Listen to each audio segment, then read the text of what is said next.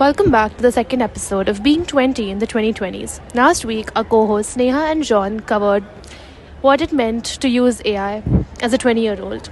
This week, I'm your host, Vaidehi, and my co host, Gandhi.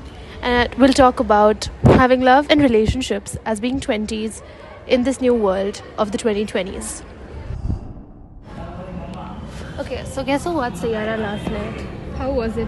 I mean, it was nothing great. It was fine. It was just the story of two people who love each other and who decide to stay back with each other. But I don't know why such a huge population liked it, especially the younger audiences. I mean, I think older audiences were still thinking of this movie as a comeback to how old romance was, but I think younger audiences really liked it. Why do you think a lot of audiences liked it, or like a lot of younger generations lean towards liking the movie? Yeah. No, the thing is, if you look at this movie from like an old romance perspective, it's nothing great, right? It's two people who love each other, and as a result of it, they let everything go and they sacrifice everything and they come back to each other. But I feel like it was glamorized, I would say, for today's audience, simply because most of the people in our generation probably do not know that they have the possibility of experiencing such a passionate or such an intense love. So I think such a small, not small, but I think such a Majority. no, but like such a love story could have gained so much audience, and the fact that despite presenting something so simple to the audience, they have gained a lot of recognition, a lot of audience. You have two amateur actors whose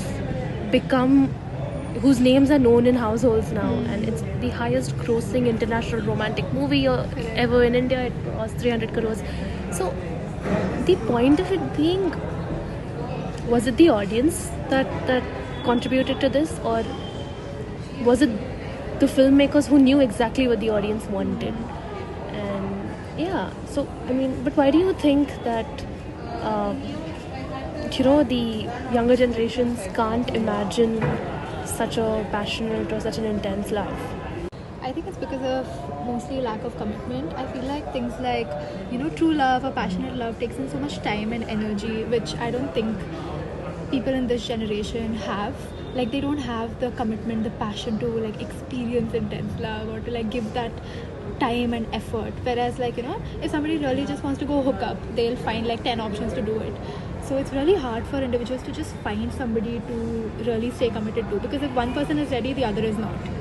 No, great, but like there are two sides of it. First being, do people even feel good after a hookup? If you are a girl and or even if you're a boy for that matter, and you end up going to someone's house and you've probably hooked up, and then how are you going to leave the place without feeling bad? Because you know that the next morning you're not going to remember their name and they never knew your name. So how does that work?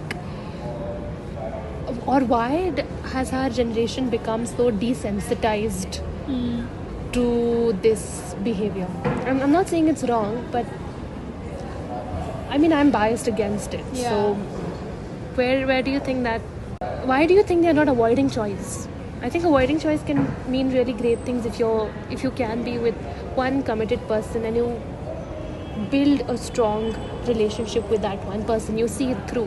Why do you think people are just okay to sort of, or why do you think they do not believe in themselves enough to kind of thread the entire path of meeting a person, talking to a person, getting to know them, getting to know their faults, getting to know their the good side, and accepting all of it and just committing to stay with that one person over small choices every day? No, it's also probably because the fact that I told you, right? Like, when you really want to, they say like, you really find somebody when you are ready yourself.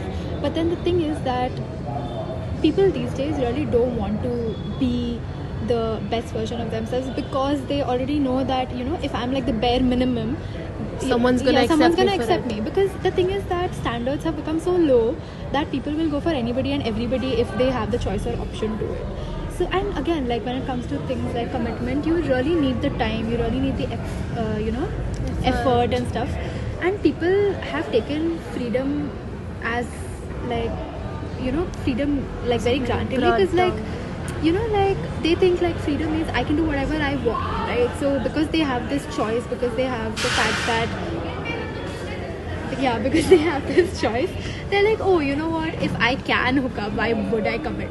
So it's mostly like it's a lazy way out. Like it's more like, and also I feel like a lot of people haven't really experienced a passionate and loving romantic relationship, So they don't know what they're missing out. Yeah, exactly, what they're missing out, or like what they truly want.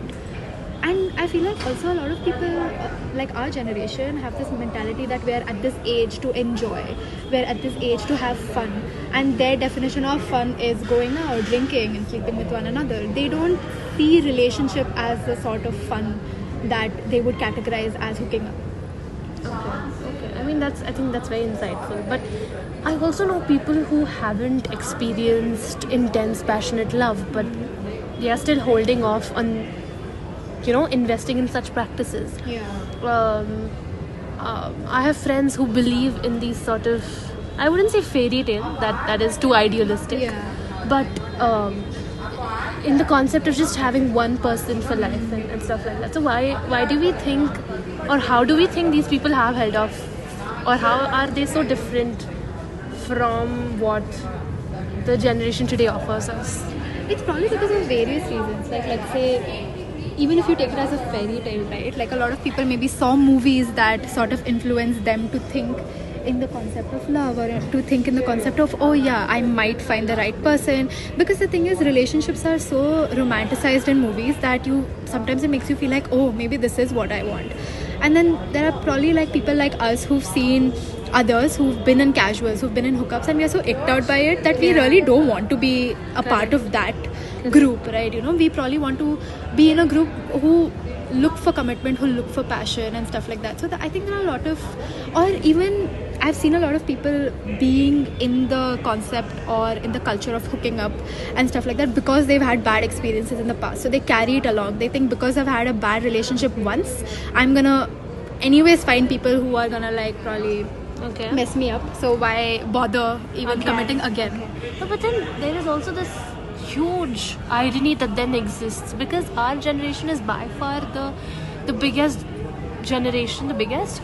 That's a wrong term. Yeah. The longest, I would say, who are proponents of therapy and counseling and heal yourself and this and that, but they are not able to hold on to it themselves, right? We have students of psychology who themselves are like, okay, I had one bad experience and now I'm going to never commit again and stuff. So I think, why does this irony exist? It's so strange to me that something like this exists when you know you have things that help you out, but you don't want to then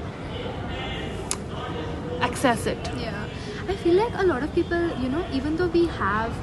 even though our generation takes a lot of therapy and stuff like that, also our generation also has been through things or is more vocal about things that other generations weren't. So for example, let's say I feel like a lot of people are scared of getting into relationships because like me myself, if I wanted to get into a relationship and stuff like that, I see so many reels, let's say, that talk about cheating or like stuff like that. So it kind of it holds me back to commitment, not because I'm not ready, but because I don't know if I'm going to find the person who is ready as well. Agreed. So like maybe I've seen people, I've come across people on the internet who are like the best, who are achieving everything and still get cheated on.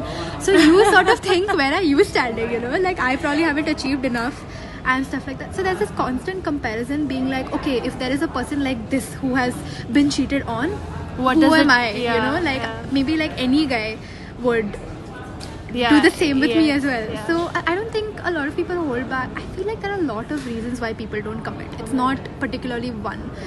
Some people don't commit because of, like I said, because it's a lot of effort. Some people because they've had bad experiences. But then what about people back then?